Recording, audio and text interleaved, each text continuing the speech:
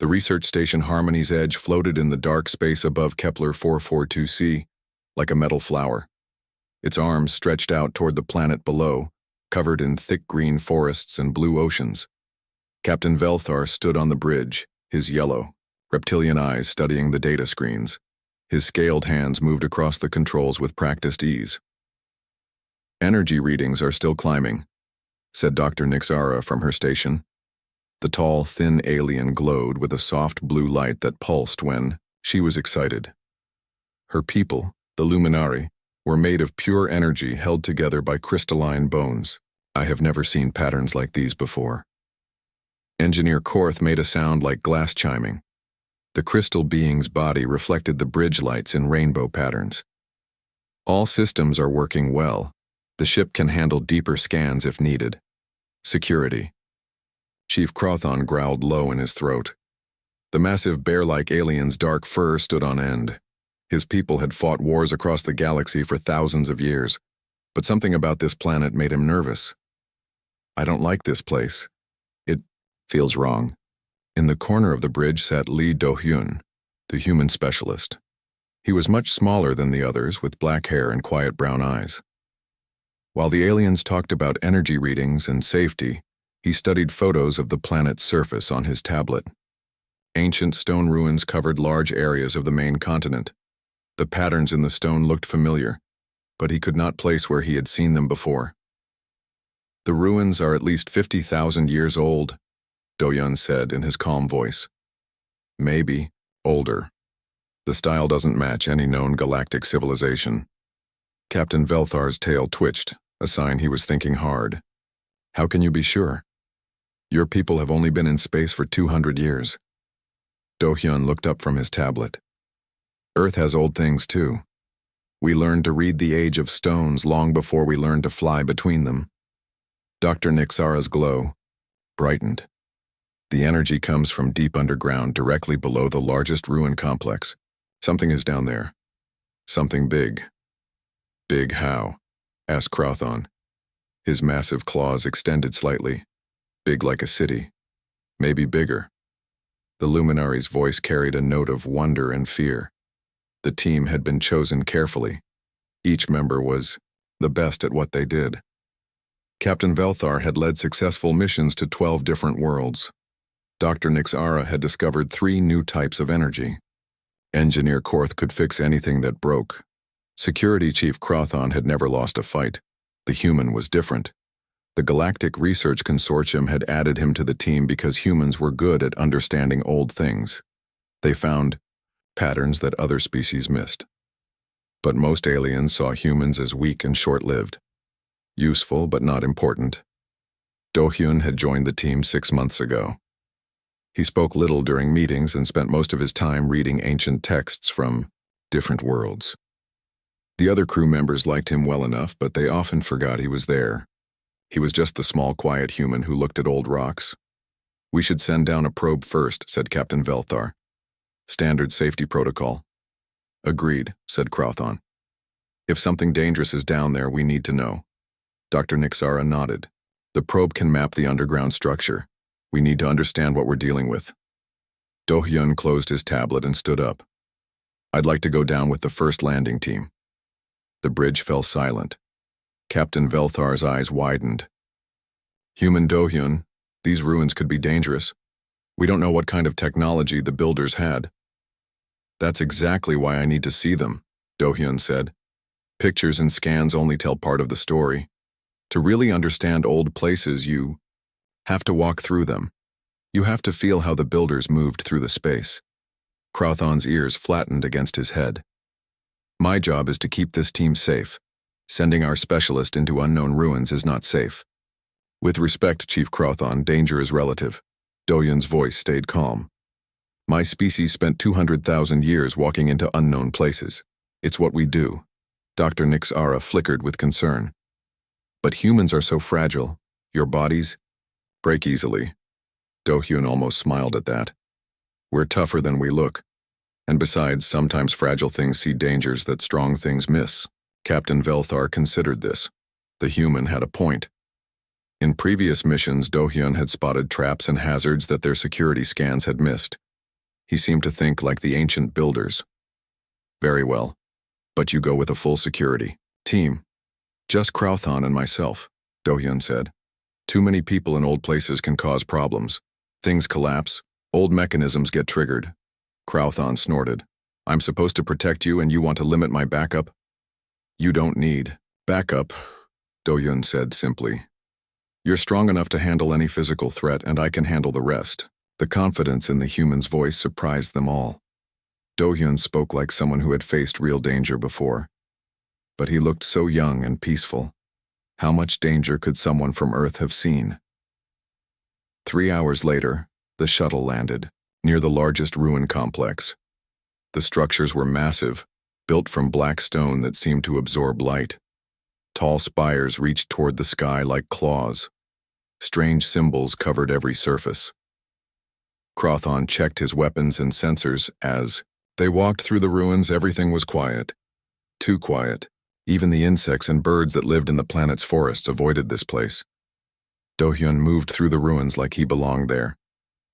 He ran his hands over the stone walls, studying the symbols. The builders were tall, maybe 3 meters. They had long arms and fingers. Look at how high these carvings are. How can you tell all that from scratches on rocks? Crowthon asked. Same way you can tell how dangerous something is by how it moves, Do-hyun replied. Everything leaves traces. They reached the center of the complex, where a deep shaft dropped into darkness. Dr. Nixara's energy readings were strongest here. Do-hyun peered down into the black depths. How deep does it go? Crowthon asked. Do-hyun dropped a small stone into the shaft. They waited. And waited. No sound came back. Deep enough, Do-hyun said quietly. As they set up scanning equipment, neither of them noticed the symbols on the walls beginning to glow with a faint red light. Deep underground, something ancient stirred. The scans had found it, but now it had found them too. Above in the station, Dr. Nixara watched her instruments with growing alarm. Captain, the energy levels are rising fast. Something is happening. Down there. On the planet's surface, the ground began to shake. Crowthon grabbed Do-hyun's arm. We need to leave. Now. But Do-hyun was staring at the symbols on the walls. They were moving now, shifting and changing. Wait, I think I can read this. Read it later, Crowthon roared. The ground is breaking apart. Cracks appeared in the stone around the shaft. A deep, rumbling sound came from far below. The air grew, hot, and began to smell like metal and death. Do-hyun read the last few symbols aloud. Here lies the devourer of worlds, sealed by the ancients, never to wake, never to feed again. He looked up at Crowthon. Well, that's not good. The rumbling grew louder, much louder. The ground split open like a broken egg. Crowthon grabbed Do-hyun and ran as massive chunks of stone fell around them. Behind them, the ancient shaft collapsed inward, creating a crater the size of a football field. The rumbling grew so loud that it hurt to breathe. Shuttle! Now! Crowthon shouted into his communicator as he carried the human. His powerful legs covered ground quickly, but the shaking made it hard to keep balance. From the research station above, Captain Velthar watched in horror as his instruments showed something impossible. Nixara, tell me those readings are wrong. The luminary scientist's glow had turned from blue to bright white with panic. They're not wrong. Something with the mass of a small moon just moved inside the planet. How is that possible? Engineer. Korth's crystal body rang like a bell with stress harmonics. Gravitational sensors confirm. Large object rising from planetary core. Current speed suggests surface breach in 4 minutes. Back on the planet, Do-hyun and Crowthon reached their shuttle just as the real earthquake began. Trees as old as Earth civilizations toppled like grass. Mountains in the distance cracked and fell. The very air seemed to scream. Get us up there! Crowthon yelled at the shuttle's autopilot as they lifted off. But they were not fast enough. The planet's surface exploded upward in a fountain of rock and fire. From the blast emerged something that should not exist. The devourer of worlds rose from its ancient prison like a black mountain given life. Its body was covered in armor that looked like burned metal. Hundreds of tentacles writhed from its sides, each one as thick as a starship. Its head was a nightmare of teeth and eyes with a mouth that could swallow cities. The creature stood taller than the highest mountains, and its roar shook the moons in their orbits. On the research station, every alien on the bridge fell to their knees. The psychic scream of the beast hit them like a physical blow. Captain Velthar's scales turned white as ice. His mind filled with visions of his homeworld burning, his people running in terror, everything he loved being devoured. Dr. Nixara's energy form flickered and dimmed. She saw her entire species being consumed, their light going out forever. The crystalline engineer Korth cracked down his center as fear resonance shattered his careful control. In the shuttle, Crowthon whimpered like a lost cub. The mighty warrior, veteran of 100 battles, curled into a ball as the beast's mental assault showed him his own death over and over again. His people prided themselves on courage, but this was beyond courage. This was primal terror. Only, Do-hyun remained unaffected. The human sat calmly in his seat, watching the creature through the shuttle's window. While every other being for light years around screamed in terror, Do-hyun studied the monster with the same careful attention he gave to ancient artifacts. "Interesting," he said quietly. The beast's dozen burning eyes turned toward the tiny shuttle. It had expected the usual response: fear, worship, desperate attempts to flee. Instead, it found one small mind that looked back at it with curiosity instead of terror.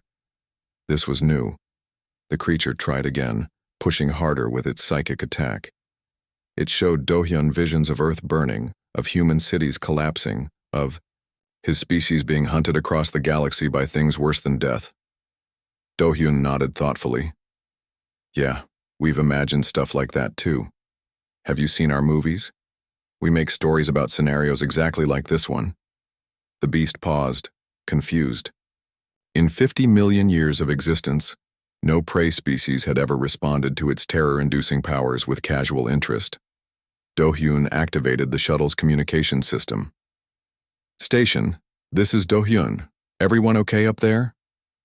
Captain Velthar's voice came through, broken and shaking. "Do-hyun, how are you talking? The psychic pressure should have..." "Oh, that? Yeah, it's trying to scare me. It's not bad at it either. Reminds me of some of the ghost stories my grandmother used to tell." Do-hyun's voice was as calm as if he was discussing the weather. Through the communication link, the aliens heard something that chilled them more than the monster's roar. The human was not afraid, at all.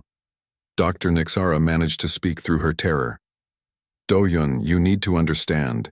This creature has destroyed entire star systems. It's older than our civilizations. It's death itself." "I can see that," Do-hyun replied, still watching the beast. "It's very impressive. But honestly, it's not the scariest thing I've seen this week." The creature heard this through the communication link. For the first time in eons, it felt something it had forgotten: uncertainty. What kind of species produced beings that looked at cosmic horror and found it merely interesting? The beast stepped forward, its massive feet crushing what remained of the ancient ruins. Each step caused earthquakes. It leaned down toward the tiny shuttle, bringing its terrible face close to the window. Eyes like burning suns stared at the small human inside. Do-hyun looked back without blinking. Then he did something that had never happened in the creature's long existence of terror and destruction. He smiled. Not a scared smile. Not a crazy smile. Just a friendly, genuine smile, like someone meeting an interesting new neighbor. The devourer of worlds, destroyer of civilizations, consumer of planets, took a step back. On the research station, Captain Velthar watched his instruments in disbelief. The creature's psychic output just dropped by 30%. How is that possible? Engineer Korth's voice was filled with wonder despite his fear. The human is affecting it somehow. But how? Humans have no psychic abilities. Crowthon uncurled from his defensive position. The terror was still there, but weaker now. What is he doing down there?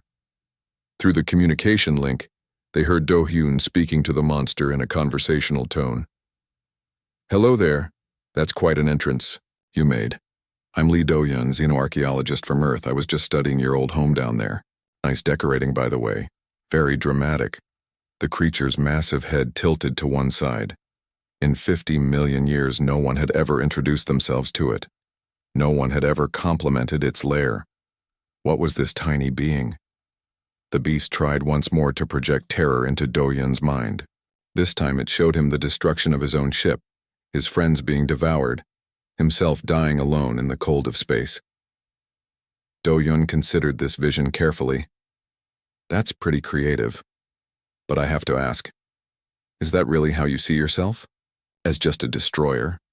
Because looking at those ruins, your people were builders too. Artists, even. The geometric patterns in the stone are beautiful. For the first time in geological ages, the devourer of worlds felt something other than hunger or rage. It felt noticed, seen, not as a monster, but as something that had once been more than a monster. The creature's psychic scream faded to a low rumble. Around the galaxy, 1,000,000 different species slowly stopped cowering and looked up in confusion. The terror that had paralyzed them was lifting. On the research station, Dr. Nixara's glow returned to its normal blue. The psychic pressure is almost gone. What did he do? Captain Velthar stared at the human shuttle on his screen. I don't know. But whatever it was, I think we've been very wrong about humans. Down on the planet, Do-yun opened the shuttle's communication to the beast itself. He had noticed that the creature's roar had patterns like language. Can you understand me? If you can, maybe we should talk properly. I'm curious about your story. The massive head came closer to the shuttle. When the creature spoke, its voice was like mountains falling, but underneath the power there was something else. Loneliness. You do not fear me, it said. Should I? Do-yun asked. I mean, you're definitely dangerous. But so are hurricanes, and we don't spend our lives being afraid of weather. The creature had no response to this. In its long existence, it had been worshipped, feared, and hated, but never compared to weather. Besides, Do-yun continued, you've been asleep for 50,000 years. You must be confused and probably hungry. Being angry makes sense, but that doesn't mean we can't be civilized. About this. The devourer of worlds stared at the tiny human who spoke to it like an equal. For reasons it could not understand, it found itself wanting to continue this strange conversation. Above them all, the research station crew watched in amazement as the monster that had paralyzed them with terror settled down to listen to the small human who smiled at cosmic horror. Do-yun stepped out of the shuttle onto the broken ground. The massive creature loomed above him like a living mountain, but the human walked forward without hesitation. Crowthon followed behind, his weapons ready but his hands shaking. You know, Do-yun said, looking up at the beast, you remind me of something from my home world. We have creatures like you in our old stories. We call them kaiju, giant monsters that rise from the deep. The devourer tilted its enormous head. Its voice rumbled like distant thunder. Your people have met beings like me before? Not exactly. Like you, Do-yun replied, sitting down on a fallen stone. But close enough. Big, angry, destructive. The kind of thing that's supposed to make entire civilizations run away screaming. The creature's eyes burned brighter. And did they? Run screaming? Do-yun pulled out his tablet and scrolled through some files. Some did. But mostly we made movies about them. Sold toys of them to children. Drew pictures of them on lunchboxes. This was so far outside the beast's experience that it could not process the information.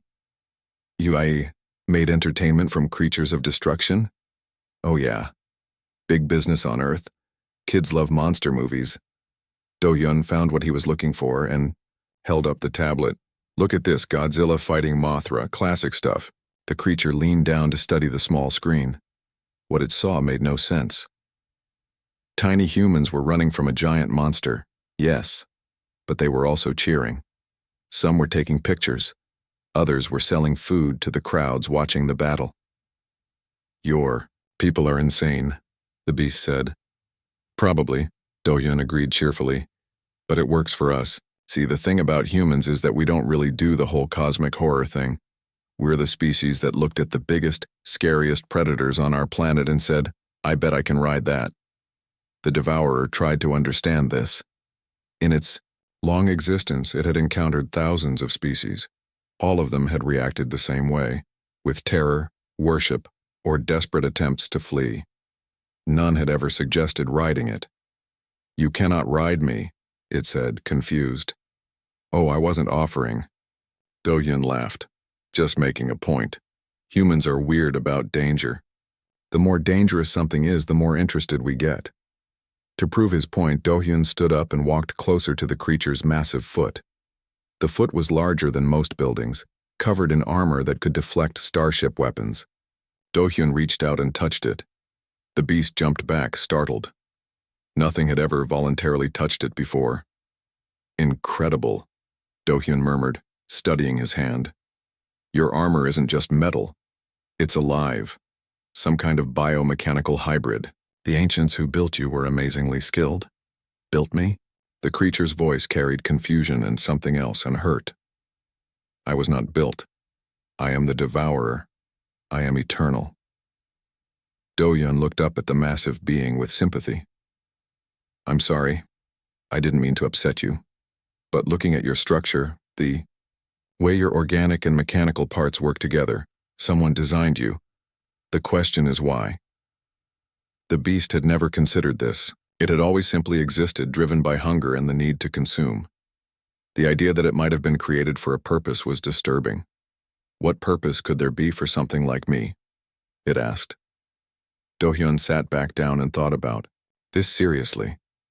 Well, you're incredibly powerful. You can destroy planets. You've survived for millions of years. Maybe you were meant to be a weapon. Or maybe... He paused, studying the creature's form. Maybe you were meant to be a guardian. A guardian? The concept was alien to the beast. Think about it, you're nearly indestructible. You're older than most civilizations, you sleep for long periods and only wake when disturbed. That sounds like a guardian to me. Something built to protect important places. The creature considered this. It remembered waking before, many times over the eons. Always when someone tried to dig too deep, to find things that should stay hidden. It had always assumed it woke to feed. But what if... The ruins, it said slowly. They are not my lair. They are my post. Do-hyun nodded encouragingly. Now you're getting it. You're not a monster. You're a security system. A very advanced, very powerful security system. Above them, the research station crew listened to this conversation in amazement. Captain Velthar spoke into his communicator. Do-hyun, are you seriously having a therapy session with a planet-killing monster? Not therapy, Do-hyun replied. Archaeology. I'm helping it remember what it really is. Dr. Nixara's voice was filled with wonder. The energy readings are stabilizing. Its aggressive patterns are changing to something more like curiosity. The beast looked down at the small human who had given it a new way to see itself. You are not like other species. No, Do-hyun agreed. We're really not. Most species evolve in one direction, toward peace or toward war, toward cooperation or toward competition. Humans evolved in all directions at once. We're predators who form families, warriors who write poetry. We build weapons that can destroy worlds, then use them to power cities. The creature struggled to understand this. You are contradictions. We're comprehensive, Do-hyun corrected. We contain multitudes, as one of our poets said. It makes us adaptable. Crowthon, who had been silent during this exchange, finally spoke. Human Do-hyun, on my world, we have legends about humans.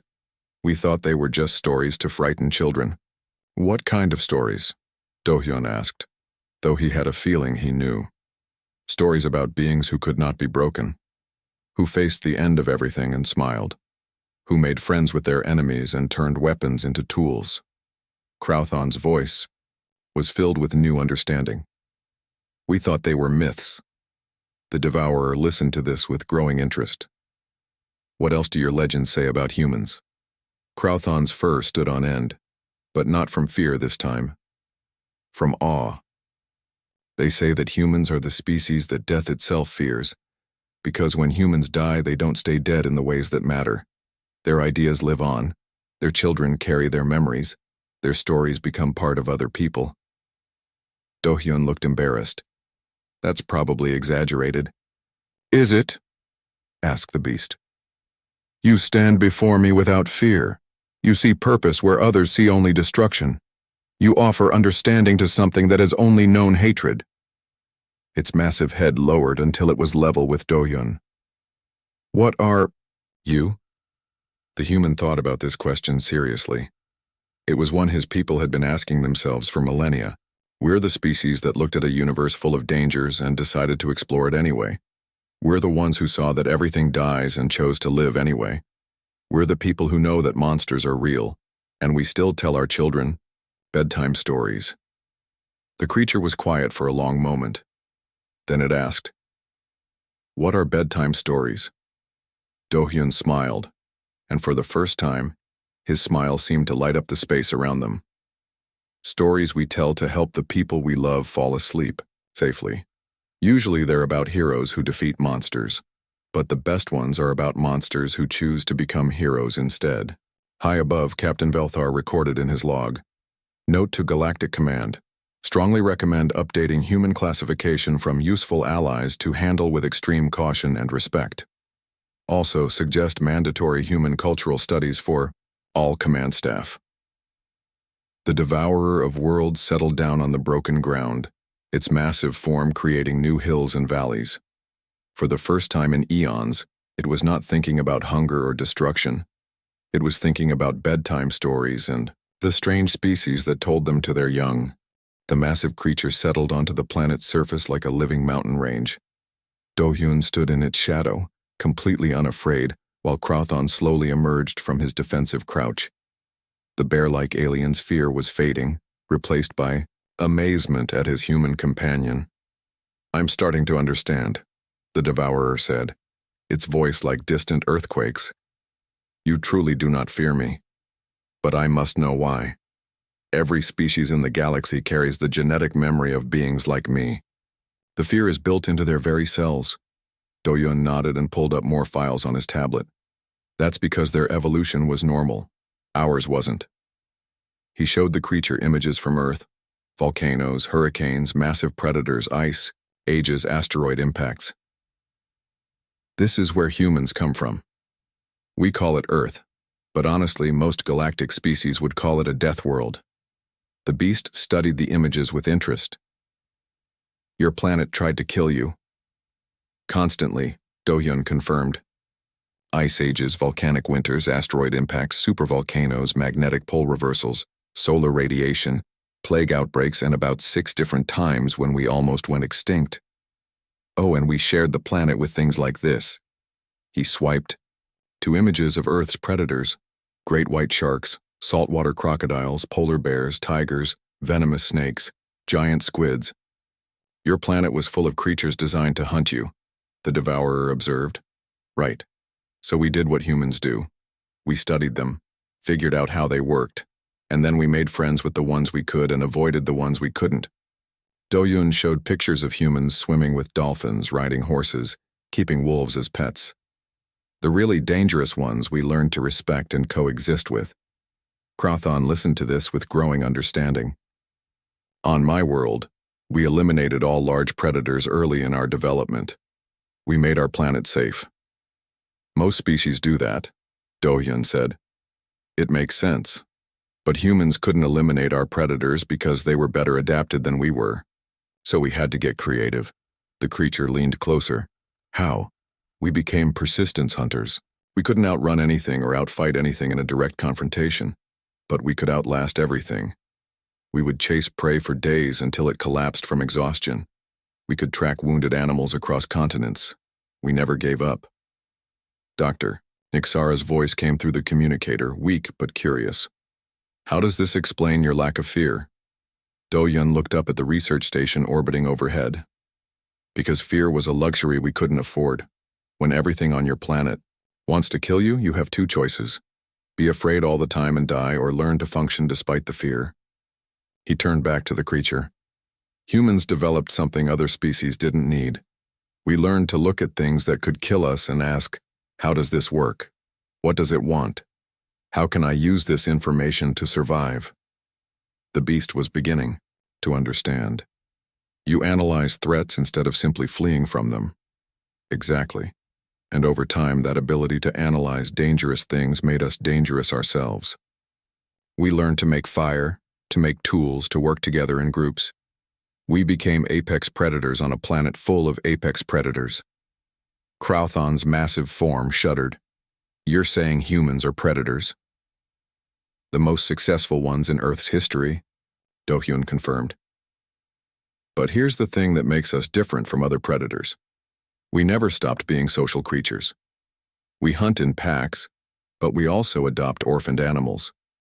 We make weapons, but we also make art. We're capable of incredible violence and incredible kindness often at the same time. The devourer processed this information. You are predators who care for their prey. Sometimes it depends on the situation. Do-hyun stood up and walked closer to the creature's massive head. For example, right now I'm trying to figure out if you're actually a threat or if you're just confused and acting out. Acting out? The creature's voice carried indignation. Well, yeah. Think about it from my perspective. You wake up after 50,000 years. Your people are gone. Your purpose is forgotten. You're probably hungry and definitely disoriented. The first thing you do is try to scare everyone away. Do-hyun's voice was gentle but matter-of-fact. That sounds like someone having a really bad day, not an actual monster. The truth of this hit the creature like a physical blow. It had been acting out. It had been confused and angry and alone, so it had defaulted to the one thing it knew how to do: be terrifying. The creature struggled with words it had not used in eons. I do not remember how to be anything else. That's okay, Do-hyun said. Learning new things is what humans do best. We can help you remember. Captain Velthar's voice came through the communicator, filled with awe and terror. Do-hyun, do you realize what you're doing? You're offering to rehabilitate a cosmic horror. Why not? Do-hyun replied. We've rehabilitated worse things on Earth. Ever heard of wolves? They used to hunt humans for food. Now they sleep on our couches and play fetch with our children. The devourer looked down at this small being who spoke of impossible things with casual confidence. You would trust me? Trust is earned, Do-hyun said. But everyone deserves a chance to earn it. Even ancient cosmic entities with anger management issues. For the first time in its existence, the devourer of worlds laughed. The sound was like continents shifting, but there was joy in it. Real joy. On the research station, Engineer Korth spoke in wonder. According to my readings, the creature's brain chemistry just changed. It's producing compounds associated with happiness? Dr. Nixara's glow pulsed with excitement. This is unprecedented. No one has ever communicated successfully with a Class X cosmic entity. No one ever tried talking to one like a person instead of a monster, Captain Velthar observed. He was beginning to understand why the Galactic Command had insisted on including a human in their team. 3 days later, the research station had become something no one expected, a diplomatic meeting place. The devourer had learned to modulate its psychic presence so that the other species could function normally around it. In return, the crew had shared their food, their stories, and their music. Do-hyun sat on the creature's massive hand, which served as a platform 50 meters above the ground. They had been talking for hours about the history of the galaxy, the nature of consciousness, and the difficulty of being immortal. I remember now, the devourer said, its voice much gentler than before. I was built by the architects, the first species to achieve galactic civilization. They created me to guard their most important archives, knowledge that could destroy or save entire worlds. What happened to them? Do-hyun asked. Time. Even they could not escape it. They grew old as a species and faded away. But before they left, they put me to sleep and told me to wait, to guard their secrets until someone worthy came to claim them. Captain, Velthar's voice came through the communicator. And who decides if someone is worthy? The creature's laugh rumbled like friendly thunder. I do. That was always my purpose. To test those who sought the knowledge. Those who came with conquest in their hearts, I destroyed. Those who came with wisdom, well, none ever came with wisdom before. Dr. Nixara's excited voice joined the conversation. The archives still exist? 50,000-year-old technology? Older, the Devourer confirmed. The architects gathered knowledge from species that came before them. Some of it dates back to the first civilizations of this galaxy. Engineer Korth's crystal form chimed with anticipation. What kind of knowledge? How to heal worlds that have been poisoned. How to reverse the death of stars. How to build ships that travel between galaxies. How to speak with the universe itself. The creature's eyes fixed on Do-hyun. But most importantly, they left records of other species like yours. This surprised everyone. Do-hyun sat up straighter. Other species like humans? Not exactly like humans, but species that evolved on death worlds. Species that developed persistence and adaptability instead of specialization. The architects called them catalyst species, beings who could change the nature of galactic civilization. Crowthon's voice was thoughtful. What happened to these other catalyst species? The Devourer's tone grew sad. They ascended.